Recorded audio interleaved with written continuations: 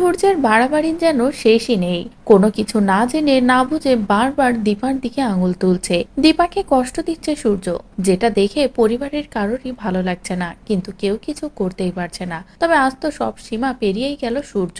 যখনই সোনারও বা যমজ দুই বোন এমনকি দীপারই সন্তান জানতে পারে এই কথাটা সূর্য, তখনই সূর্য কোনো কিছু না বলেই দীপাকে নিয়ে সেখান থেকে বেরিয়ে আসে। দীপাকে এভাবে বের করে আনলে তো বাকি সকলেও ভয় পেয়ে যায়। এদিকে সূর্য দীপাকে বের করে নিয়ে যাবে না যাবে সোজা কবিরের বাড়িতে গিয়েই হাজির হয়। এদিকে যে অসুস্থ কবির এতদিন পরে বিদেশ থেকে দেশে ফিরেছে, সেই কবিরের বাড়িতে গিয়ে যখনই সূর্য বাড়াবাড়ি শুরু করে তখনই ভীষণ খারাপ ভাবে রেগে যায় দীপা। দীপা প্রতিবাদ করার চেষ্টা করলে সূর্য আরো নোংরা নোংরা কথা বলে, যেগুলো শুনে নিজেকে আর সামলাতে পারে না কবির। কবির সূর্যের উপরেই কথা বলে যে আপনি যেগুলো করছেন ভুল করছেন, একদিন আপনি সব সত্য জানতে পারবেন, সেদিন আপনি সবটা হারাবেন, কোনো কিছুই কিন্তু আপনার থাকবে না। তখনই সূর্য আরো বাড়াবাড়ি শুরু করে, যেটা দেখে শিবানী বেরিয়ে আসে আর বলে অনেক হয়েছে, এভাবে আমার স্বামীর সাথে কেউ অন্যায় করবে সেটা আমি মানব না। আর যে দীপা কোনো দোষ করেনি সে দীপাও অনেক কষ্ট পাচ্ছে, সেটাও আমি মানব না। তাই আজ আমি অনেক বড় একটা সত্য সকলের সামনে আনবো, যেটা হয়তো আমার অনেক আগেই করা উচিত ছিল, কিন্তু আজ আমি সেটা করব।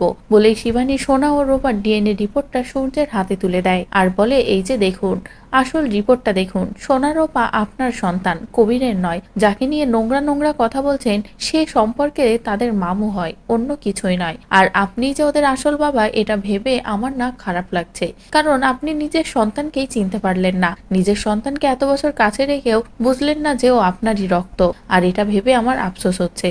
যেগুলো শুনে তো সূর্য কষ্ট পায়, আর চোখের সামনেই যখন রিপোর্টটাও দেখে সূর্য বুঝতে পারে যে সূর্য কত কিছু হারিয়ে ফেলেছে। সত্যি একজন বাবা হিসেবে সূর্য ব্যর্থ। সূর্য কিছুই করতে পারলো না নিজের দুই সন্তানের জন্য, এমনকি নিজের দুই সন্তানকে চিনতেও পারলো না। সব লড়াইটা একা দীপায় লড়লো। এমন সবকিছু ভেবে তো সূর্য পুরো ভেঙে পড়ে। সূর্য যেন নিজেকে সামলাতেই পারে না। তো বন্ধুরা, এবার যদি সূর্য এভাবেই সব সত্য জানতে পারে, জানার পরে সূর্য পুরো ভেঙে যায়, সূর্য নিজেকে সামলাতেই না পারে, তাহলে সেটা দেখতে তোমাদের ঠিক কেমন লাগবে কমেন্ট করে জানাও। পরবর্তী আপডেট পেতে চ্যানেলটি সাবস্ক্রাইব করো।